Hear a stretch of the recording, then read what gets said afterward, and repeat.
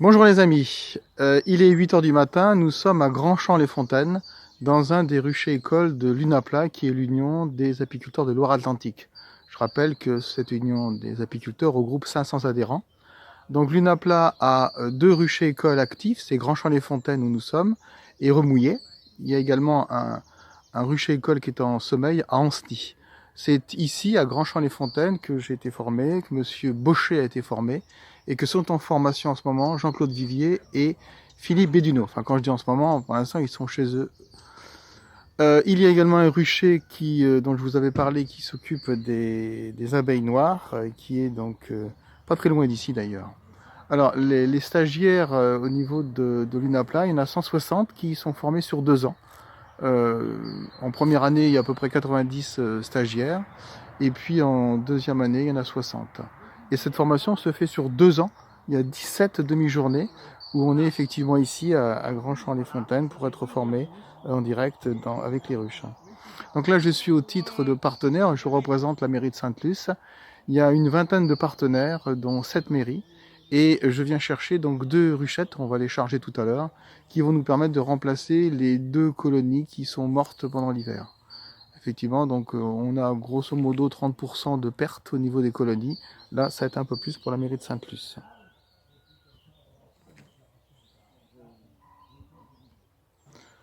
Là, je vais vous montrer une vue plus globale du rucher de Grand-Champ-les-Fontaines.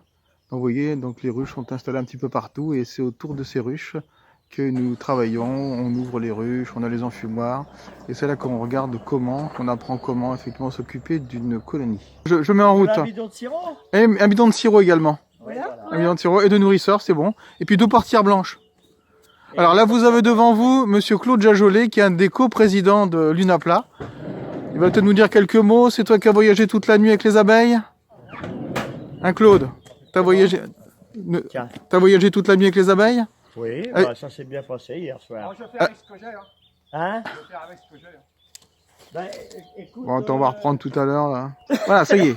Claude, il est prêt à vous parler. Alors, Ah bah oui, je suis toujours prêt, moi. je sais. Alors, d'où elles viennent ces abeilles? Qu'est-ce que c'est? Donc, les abeilles viennent de les abeilles qu'on a le plaisir ce matin de distribuer viennent de Saint-Molf, à côté de Piriac.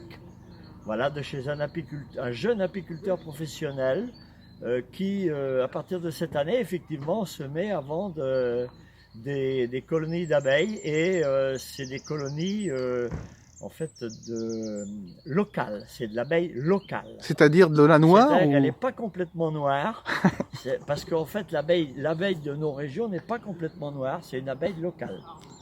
Voilà, et puis bah, bonne chance aux abeilles de Sainte-Luce. Tout à fait, tout à fait. Donc merci, tu viendras les voir, elles sont dans le jardin du château. Hein. Oui, alors ça c'est bien d'avoir. Alors effectivement, on peut penser qu'il n'y aura pas de feu d'artifice. Ah ça, on ne sait pas encore, c'est pas Ouais. encore. Bah, pour l'instant, le feu d'artifice, c'est pas terrible, quoi. Ouais. Ça y est, donc les ruchettes sont chargées, il y a un petit peu de sirop pour les aider à passer les jours à venir, et puis il y a ce qu'il faut aussi pour les ruches. Donc voilà, un dernier regard sur le rucher de Grand-Champ-les-Fontaines.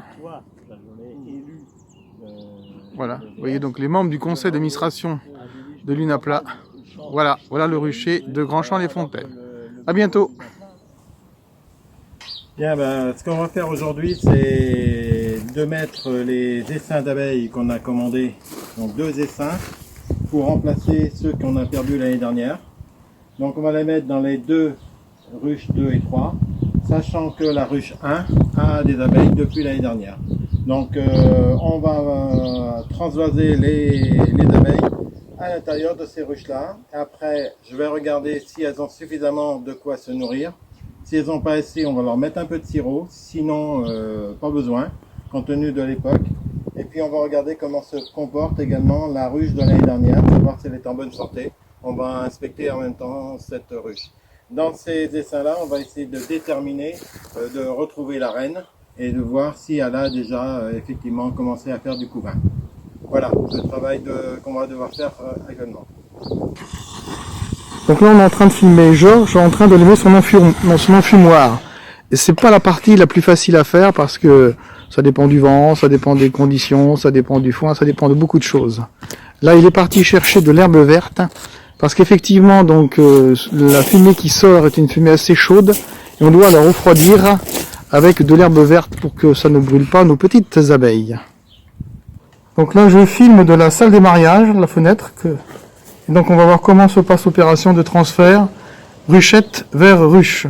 En sachant que la ruche a été désinfectée, on passe au chalumeau toute la partie bois et la partie plastique est nettoyée à l'eau de javel.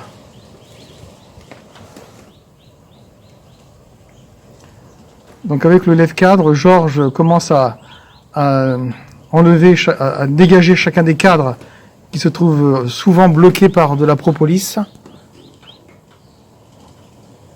Et il va ensuite délicatement, et il ne va pas hésiter à enfumer, transférer de la ruchette vers la ruche, en gardant exactement la même logique des cadres entre la ruchette et la ruche, pour que la reine ne soit pas perturbée par rapport à sa ponte.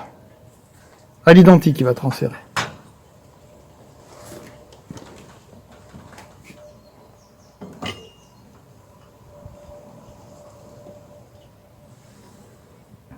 Voilà un beau cadre. Ça donne quoi en couvain? C'est plutôt du miel, non? Du miel, pas de couvain pour l'instant. Je vais couper un peu là. De 4-5 jours sur ce cadre. Et ça a l'air assez plein. Et là, plein de couvains. Oui, ça a l'air assez plein. Circulé même. Donc ça devrait booster dans les quelques jours, 2-3 jours à venir là. Là c'est beau. Du couvain, du couvain, du couvain. Du couvain. En spirale en plus, il a l'air d'être... Il y a du couvain récent là. Ok. Il y a du couvain récent. Ouais. Donc là, Georges a sorti un cadre et il a vu la reine qui était marquée. Elle était de quelle couleur? Elle est marquée verte. Verte. Donc ça correspond à l'année dernière. Sur la tête.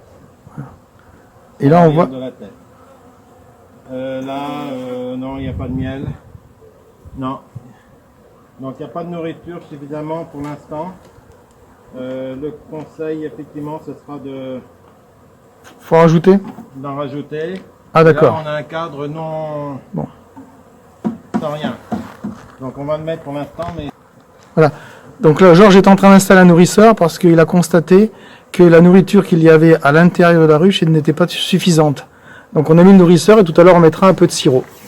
Et il met tout de suite un couvercle pour éviter que les abeilles ne rentrent par là.